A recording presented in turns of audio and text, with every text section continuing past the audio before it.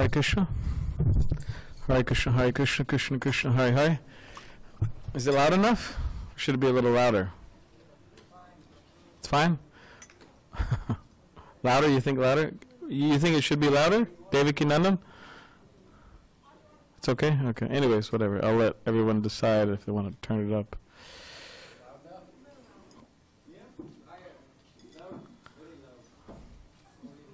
Not too loud.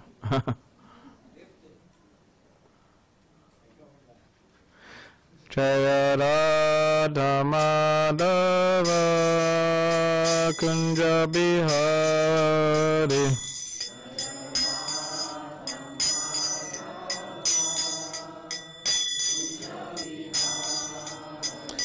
Jaya Radha Madhava Kunja Bihari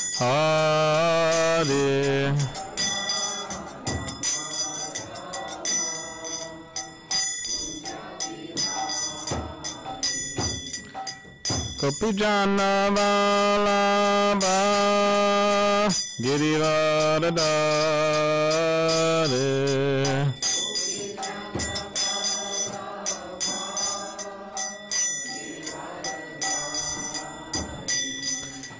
Gopijana Vallabha Girivaradhare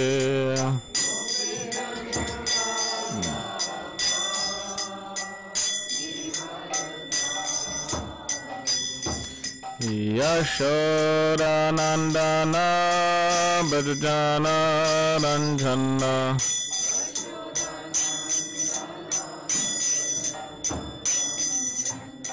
Yashoda Nandana Brajana Ranjana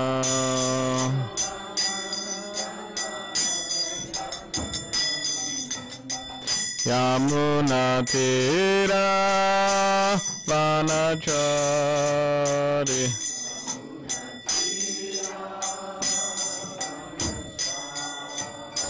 Yamuna Tira Vanachari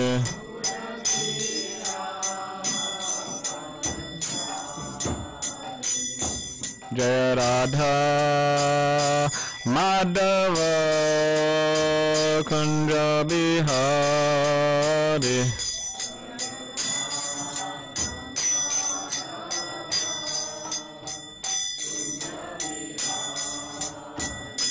Jaya Radha Madhava Kunja Bihari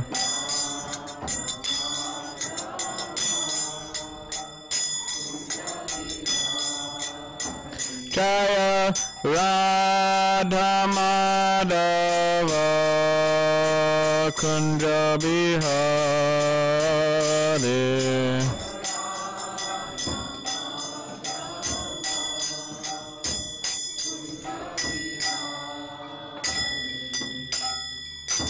Shri Prabhupada ki jai.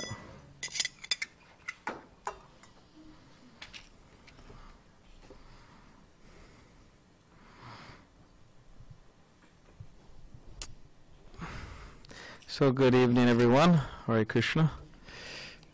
So I thought we could read from, I could read from Srimad Bhagavad Gita as it is, translation and commentary by His Divine Grace, A.C. Bhaktivedanta Swami Prabhupada, and chapter 6, entitled Dhyana Yoga, text 17.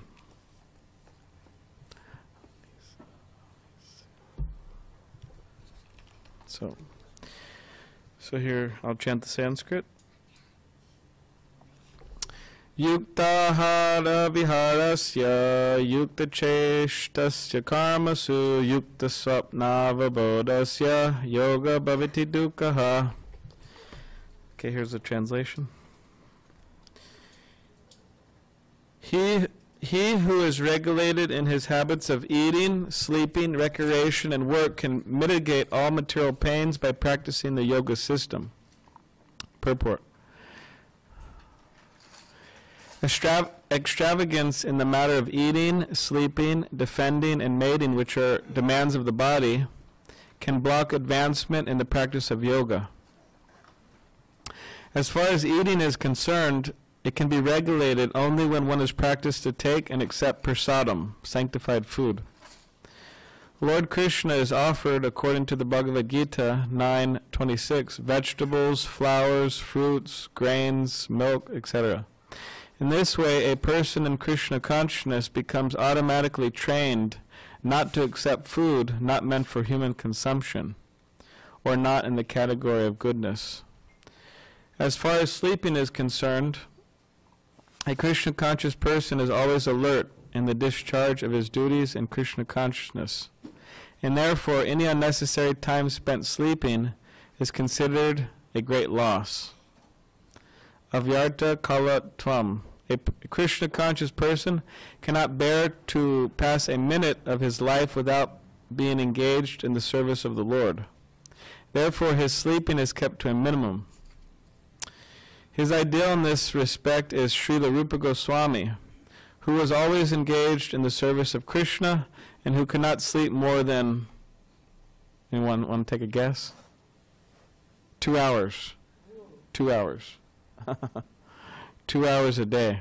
When's the last time anybody here got 2 hours of sleep? For Janmashtami? You recently? Sometimes nurses and doctors have to go through things like that, or other people for other reasons. Maybe you have a small child, a baby, you have to wake up in the middle of the night or something. For Janmashtami, a lot of us went to take rest like at, I don't know, 1:30 in the morning, and then we woke up at 3:30, something like that, 4, so it happens sometimes. But Rupa Goswami was doing that all the time. So he was quite an empowered personality, and he wasn't looking tired, and he was very energetic. So 2 hours. 2 hours a day. And sometimes not even that. Thakur Haridas would not even accept prasadam, which means he wouldn't have his meal, whatever it was, breakfast, lunch, dinner. I don't think he had breakfast, lunch, dinner. I think he just had once a day. But Thakur Haridas would not even accept prasadam nor even sleep for a moment without finishing his daily routine of chanting with his beads, 300,000 names. As far as work is, so Haridas Thakur, let me just stop here first. Haridas Thakur, so each bead here, one bead obviously, and then there's 108 beads. So you go around once, Hare Krishna, Hare Krishna. These are the beads you gave me. You gave me, remember all the beads you gave me? So you chant Hare Krishna, Krishna Krishna, Hare Hare, Hare Rama, Rama Rama, Hare Hare, and then you go to the next bead. So you do that 108 times, that's one round. So practitioners, initiated or disciples, you could say, of spiritual master within the Krishna conscious movement, they chant 16 rounds. They go around 16 times. Of course, others could do that too. Please do. But Haridas Thakur, who we're reading about just now, it said he wouldn't accept any sleep or anything to eat, prasadam. He wouldn't take any prasadam. He would chant 192 rounds. So that's a lot of rounds. So Srila Prabhupada was asked how long did that take him, and it said it took him about 16 hours he would be chanting on his beads. That's really fast. If you chant slower, it will take many more hours, maybe the whole day. But he chanted fast, and that took 16 hours. And then he would, whatever he had to do. So we could try that, chant 192 rounds. So 300,000 names. As far as work is concerned, a Krishna conscious person does not do anything which is not connected with Krishna's interest. And thus his work is always regulated and is untainted by sense gratification. Since there is no question of sense gratification, there is no material leisure for a person in Krishna consciousness. And because he is regulated in all his work, speech, sleep, wakefulness, and other bodily activities, there is no material misery for him. Om Jnanativedandasya Gananjana Shalakaya Chakshulanvadatamena Tasmai Shri Gurave Namaha Mukam Karadvachalam Pangam Langai Te Girim Yakripatamaham Vande Shri Gurun Dinitaranam Vancha Kapadibhishta Kripa Sindhubhyevacha Patitanam Pavanebhyo Vaishnavebhyo Namo Namaha Jai Shri Krishna Chaitanya Prabhu Nityananda Shri Advaita Gadadhar Shivasari Gaura Bhaktivinoda Hare Krishna Krishna Krishna Hare Hare Hare Rama Rama Rama Hare Hare. So I'll read the translation again. He who is regulated in his habits of eating, sleeping, recreation, and work can mitigate all material pains by practicing the yoga system. So there's a question for everybody, which I think you'll say yes, maybe, and we'll see. So the question is, who here wants to be free from material miseries? Does anybody? Everybody? Everybody. So here in this verse, it's giving a hint, or more than a hint, how we can become free from all material miseries. So this is what Krishna is saying in the Bhagavad Gita, that a person who is regulated in eating, sleeping, recreation, work, so they have a balanced life in all aspects, they can mitigate all material pains by practicing the yoga system. So this is what Krishna is saying. So those who have imbalanced lives in any way, their material miseries cannot be removed. Maybe some of them on some level somehow, but not all of them. Just like we have to have a balanced diet. And if we don't have a balanced diet, we're going to be unhealthy, or we're going to suffer. The body's going to suffer. So this is what Krishna is saying. He's giving us a clue how to be free of all material misery. And from the Vedic version, or the ancient spiritual teachings from India, they're saying that they have categorized these miseries in three categories. Does anyone remember, want to say, what are those, one of those categories? Jamal? I don't know, I'm asking you. He's asking me how to say it. I'm asking you. No, I'm just joking. Adidivik, yeah. So what's the translations for those who don't speak Sanskrit?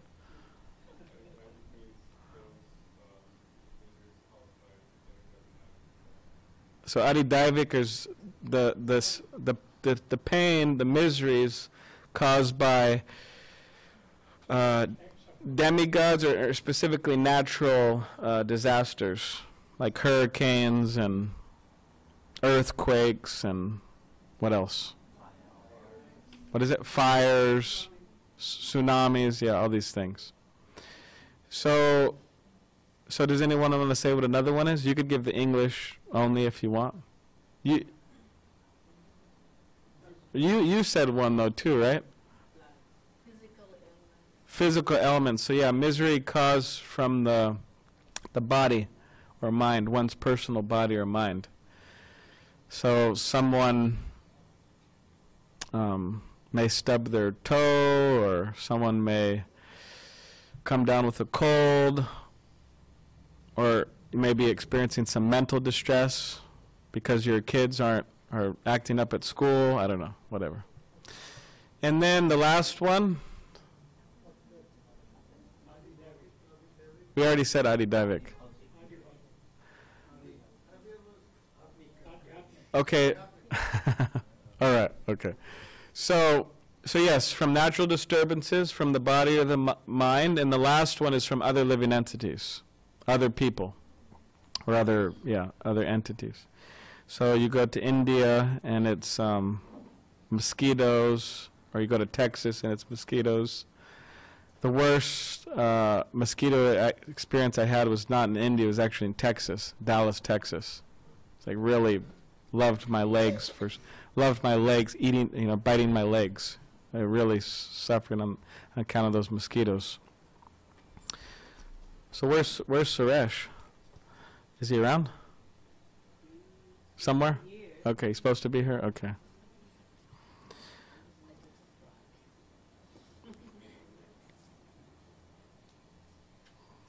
So yeah, these are miseries. So one can, by practicing Krishna consciousness, by being balanced, it's not necessarily that these miseries are completely non-existent, but one is able to tolerate them and not be disturbed. So that's a very important quality to have, actually, this quality of not being disturbed.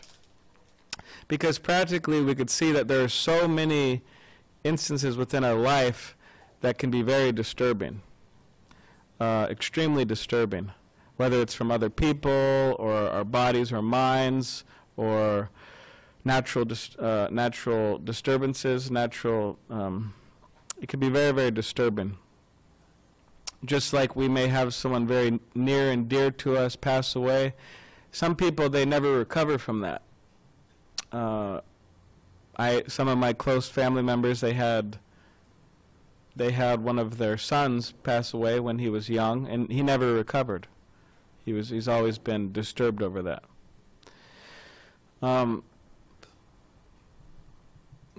So by practicing Krishna consciousness or spiritual life, one is able to not be too disturbed by anything within this world, which is a very important quality to have. So in relation to balance, there is a short story. Within India, there's a very holy place. It's called Sri Rangam, South India. I went there once.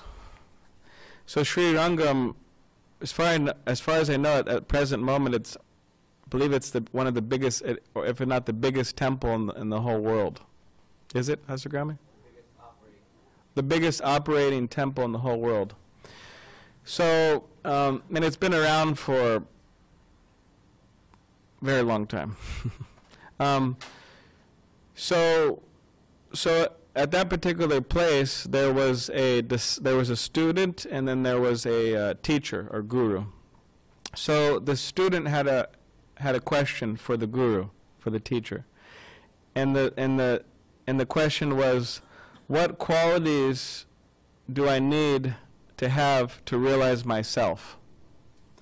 So then the teacher told him, I want you to go on a journey to meet another teacher named Ananda.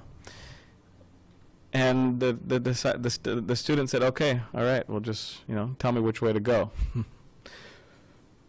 So this teacher told his disciple to go on this journey, and it was a 400-mile journey.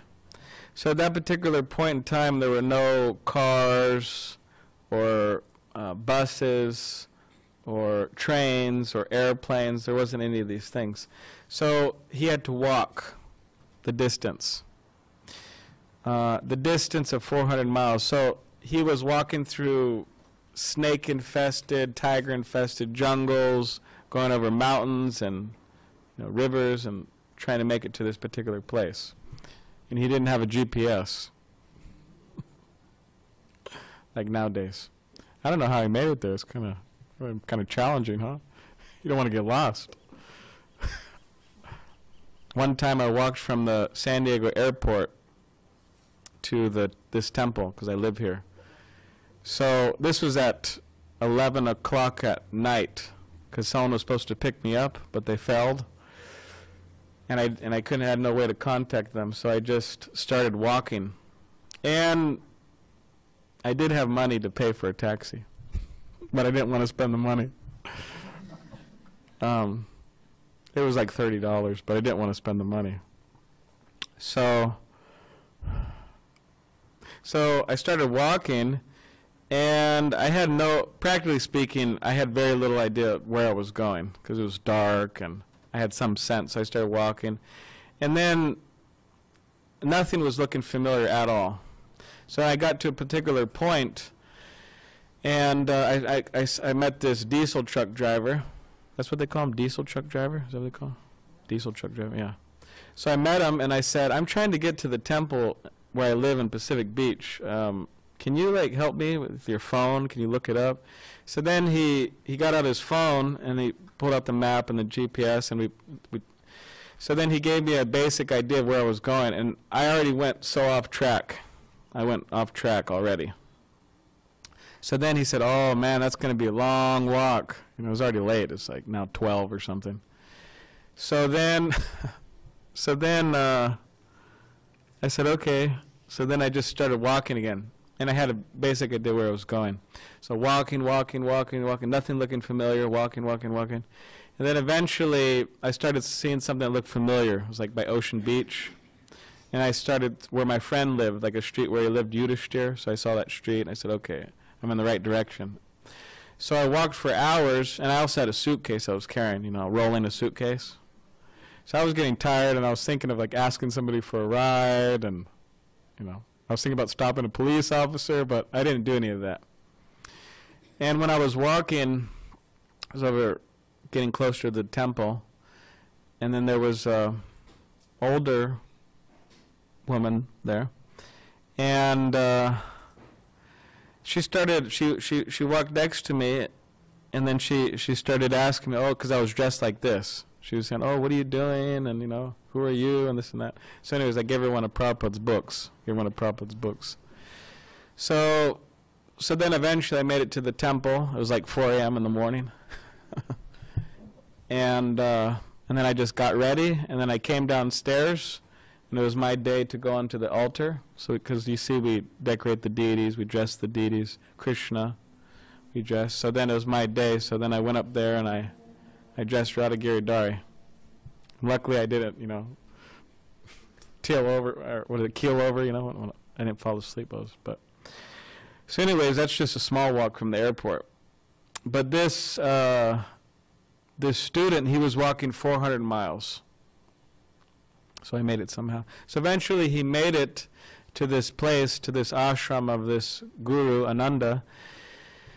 And he got situated, and then he asked this guru, I have a question for you. My teacher has sent me from Sri Rangam, and and the question is, what qualities do I need to realize myself? So then the guru, Ananda, he said, okay, just, you know, give me some time to think about it. I'll get back to you. So then a day passed, a week passed, 3 weeks passed, a month passed, then 3 months passed. So then 6 months passed, and he still didn't answer the question. But this disciple, he was sitting there, or he was living there, you know, meditating, attending classes, patiently. He didn't ask again. He was just waiting. So then one day they had a big festival, something like Janmashtami that we have here, where a lot of pilgrims came, and this student, he was asked to serve the guests, means make sure that they're fed and taken care of. So then he was doing that all night long. And then he was about to have his dinner, his meal, and then more would come. And then the teacher would say, oh, you serve them, like that. So then, when that was all over, the next morning, the guru asked him, so did you have a question? And then the disciple said, yes, I did have a question. And then the guru said, okay, well, what is that question? And he said, my question is, what qualities do I need to have to realize myself? So then the guru said, the qualities you need to be like salt. You need to have the quality of salt. You need the quality of a chicken. You need the quality of a crane. And then you need the quality of you, you know. And then he said, I have nothing else furthermore to say, and he just walked away. So this disciple, he's probably thinking, I came all this way just for this, like a salt and chicken crane, and because it wasn't a clear answer. He didn't understand what he meant by that. So then he started on his journey all the way back to Sri Rangam, 400 miles, through the forests and mountains and all that. So then he arrived back, and then he said to his guru, he said, I went there and I asked the question, and then his guru said, well, what did he say? What did Ananda say? And he said, I should have the quality of salt, a chicken, a crane, and myself. So he said, oh, that's such a wonderful answer. I'll explain it to you. So he said that one should be like salt in the sense that salt, like tonight, we will have prasadam, we will have a spiritual feast, served out here, all different types of preps. And in those preps, there better be salt. No, there'll be salt, unless they forgot. But I don't think they forgot. So, but with salt, it is in the prep, the vegetables, for example, but you can't see it. It's hidden. So in that way, a spiritual practitioner, anybody who's trying to do good for anybody, they like to be in the background in the sense that they don't like a lot of recognition of what they've done. I've done this, I've done that, I've done so many things, people should praise me. But they don't like that. They just stay like salt, they're just hidden. And also the salt quantity has to be balanced in the sense that if it's too much salt, then it ruins the preparation. Unless you're my sister, she loves salt. Or other people sometimes like a lot of salt, but it ruins the preparation if there's too much salt. And if there's too little salt, then it's just bland. You feel like you're eating food or eating a preparation that's meant for a sick person or something. It's bland. Most people don't like that. So not too much salt and not too little. There has to be a balance. So similarly, that's what Krishna is saying in Bhagavad Gita. There has to be a balance within all of our activities. A balance of work, a balance of recreation, a balance of spiritual practice in order to be happy, to be satisfied. So the reason people aren't fully satisfied or fully happy is because there's some imbalance. So that imbalance has to be turned into balance. It has to be balanced. So that's salt. And like a chicken, he said that a chicken has a quality that it goes to a heap of garbage, which is by all practical means just useless, just a bunch of trash. Maybe our friend Mitch would find something out of it. I don't know. But for all practical purposes, it's just useless. But a chicken will go and it'll find some food there, some seeds, and find something good. So he said that similarly, we human beings, we should, within our relationships, we should not focus on the bad qualities that people may have that in the relationships we're in with people. But we focus on the good. We focus on the good. So we don't become over-absorbed in their problems, their negativity, their bad qualities. Because generally, what they have a saying, right? What you meditate on, you become. So we meditate on too much negativity, then what's in our mind? Just negativity, not Krishna, not spiritual matters. So to see the good. And it's very easy. I mean, this particular age we're in, it's very easy to see faults within people, whoever they are. And factually speaking, the Srimad Bhagavatam, the Bhagavat Purana, it says that specifically this whole age that we're living in, it is compared to be an ocean of faults. And the interesting thing about an ocean, one of the interesting things, is that the content of the ocean cannot be measured. Means no one has measured the content of the ocean. No one could tell you how much is there. So similarly, the content of the faults within this particular age is you can't measure it. There's so many faults. So it's not a very wonderful thing that we could find a few faults in somebody or something. It's easy. It's easy as eating the feast tonight. Very easy. Nobody has difficulty. So, but it is challenging to see the good. So that's what's being referred to, that the chicken finds what's needed, what's necessary. So we should be like that. And then he said the crane. So the crane is there, right? It's standing on the rock and the river's flowing. So then that's what the crane does when he's hungry, you know. She's hungry. Stands right there on the river. So then in the river, so many fish are swimming by. So small, big. So he just lets all the small fish go by. Lets all the small fish go by. But he's sitting there, you know, looking at the. So, and then when the big fish comes, then he just, you know, comes down and, you know, has his lunch, right, or whatever. So similarly within our lives, it is like that there are so many small problems or so many small issues or so many small concerns that we may have, but we should just let those go. In other words, we don't become too absorbed in those things, but we focus on the big, you could say, problems or issues. And then he said that you should be like you in the sense that you are very patient. So only a patient person could walk 400 miles there and back to get an answer. And only a patient person could tolerate an answer like he got without an explanation. You know, you should be like salt, chicken, crane, and you. But that doesn't really, unless there's an explanation, then. So only a patient person could do that. And only a patient person could wait 6 months for the answer. So he said you should be like you, patience.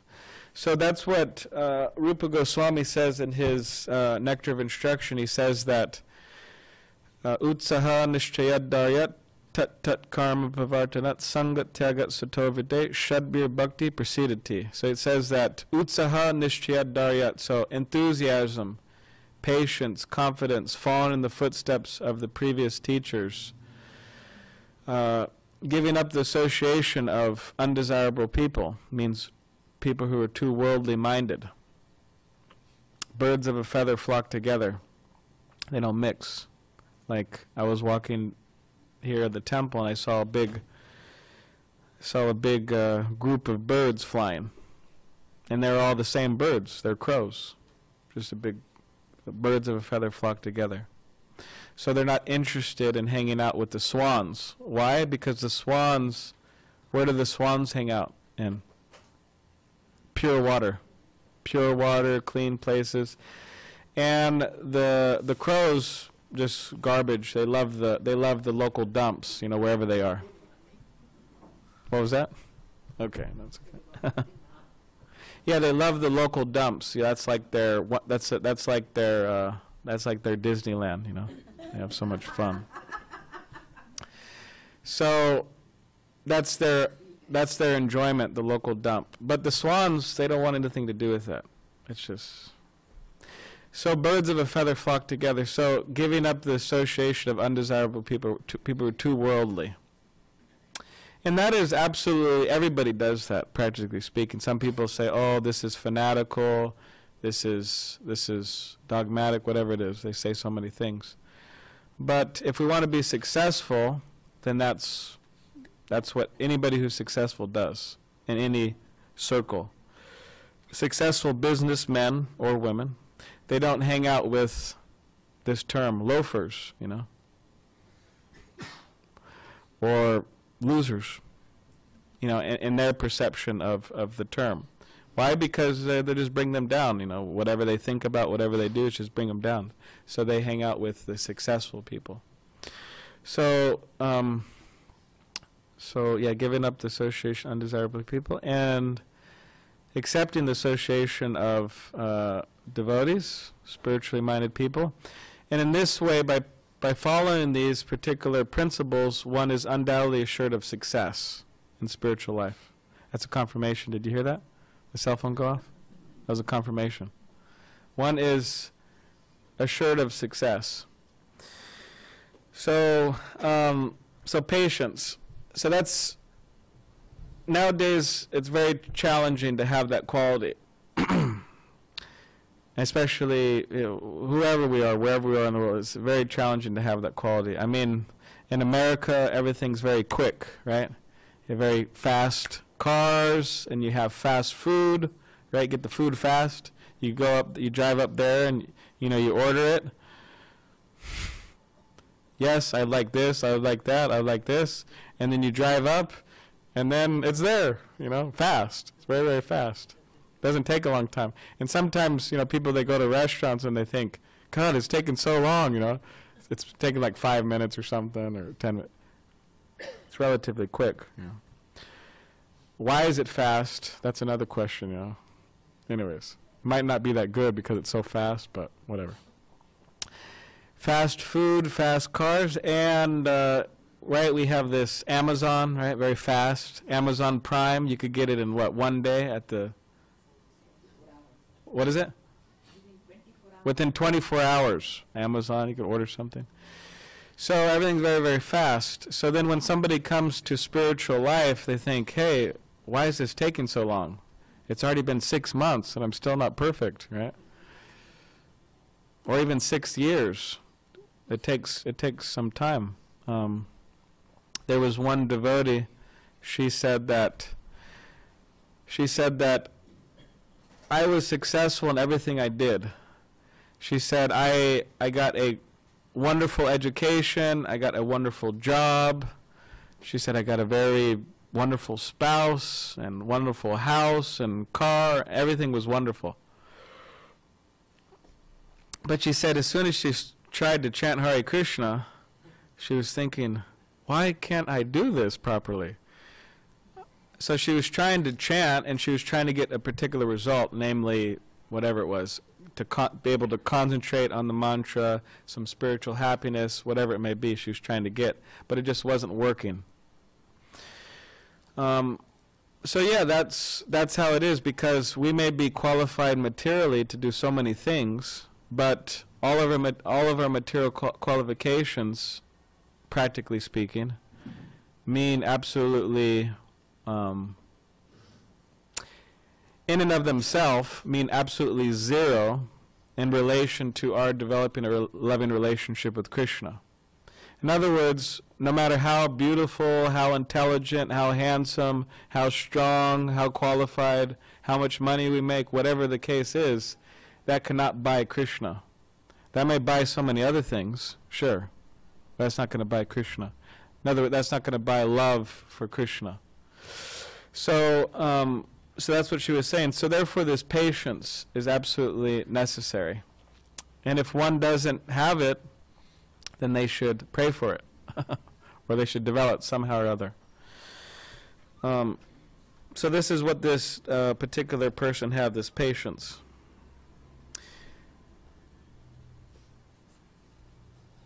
Because, I mean, even due to the nature of passion, I mean, even a simple thing such as meditation sometimes, because patience means lack of, it means an increase in passion, it means the mind's everywhere. So sometimes the process of meditation, people may feel that, oh, this is getting in the way of my life. I got so much stuff to do. There was one devotee, they said that at one particular time, they felt that their meditation was getting in the way of their life. That, I got to sit here, and is this over yet? But then later on, through the development of his Krishna consciousness, he found out that he felt that his life is getting in the way of his meditation. So there's a difference there. So, so yeah, a simple thing is meditating. I mean, can you imagine, sometimes we have a hard time sitting down and chanting 16 rounds for 2 hours. Srila Haridas Thakur, he was chanting 192 rounds. Imagine just sitting there for 16 hours, or walking back and forth even for 16 hours and meditating. I mean, that's a long...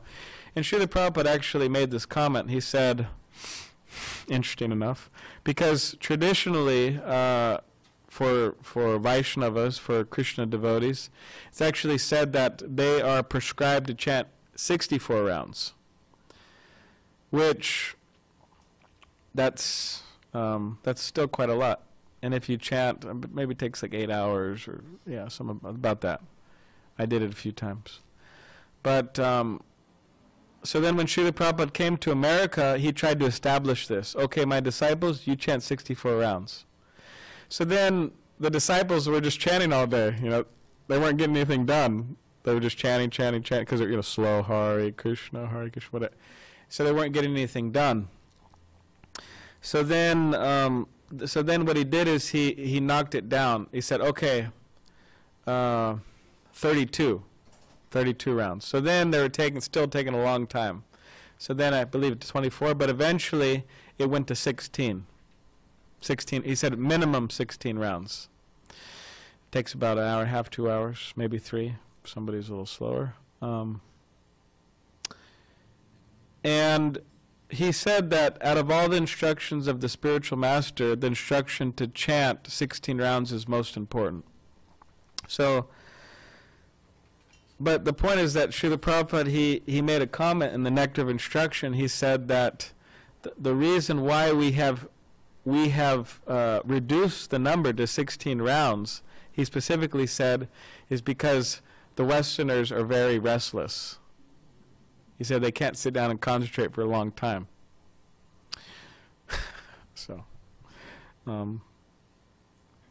So whatever the case, whether we chant 16 or 64 or 192, the idea is we should chant. Srila Prabhupada would quote this one comic he saw. Our spiritual teacher, he would quote this comic he saw. So the comic was, there was a husband and there was a wife. So the wife was telling her husband, chant, chant, chant. And then the husband was saying, camp, camp, camp. So Prabhupada liked this. And then he said, the husband was saying, can't, but with those 3 words he said, can't, he could have said, Krishna, Krishna, Krishna, right?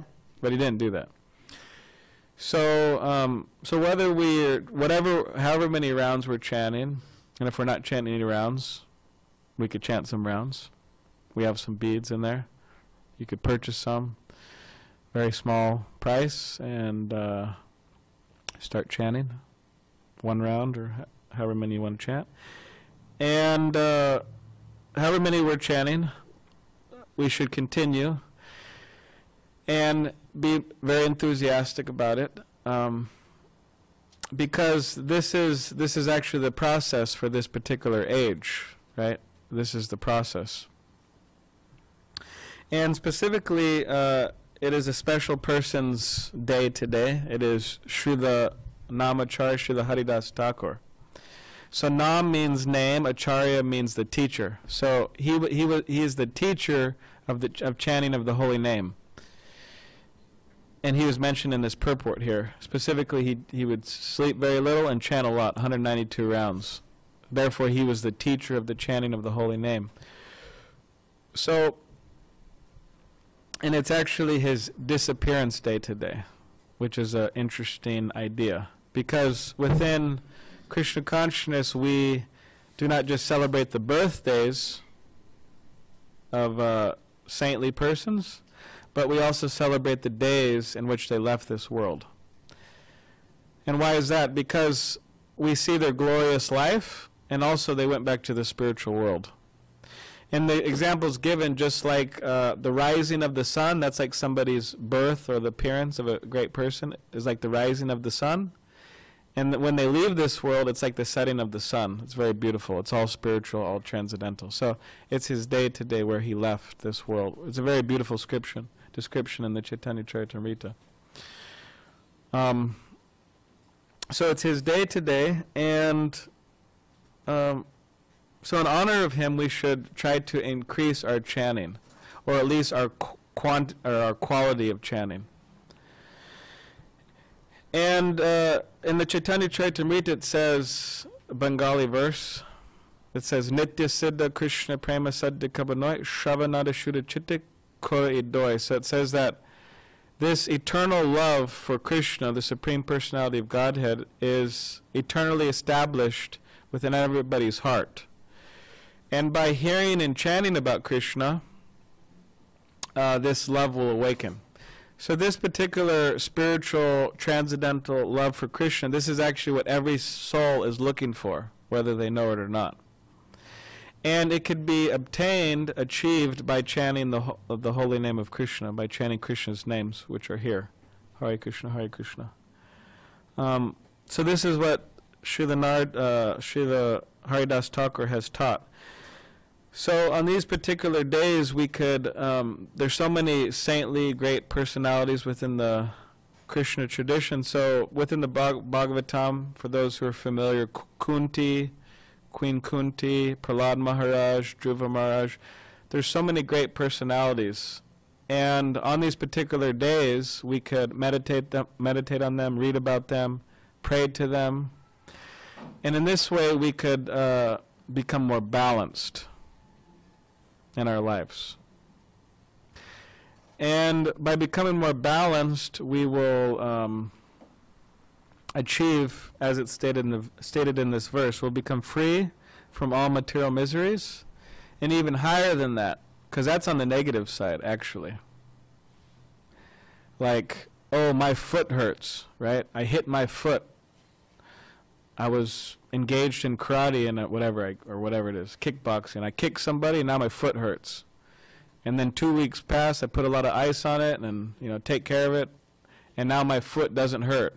Wonderful, I'm happy.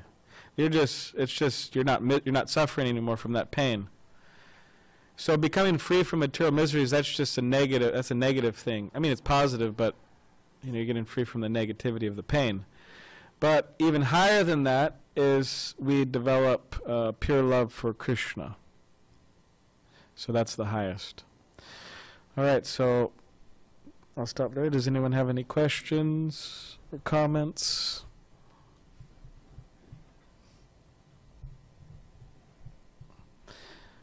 What do you think, Alex? You agree? Okay, good. Okay. All right, well, thank you very much.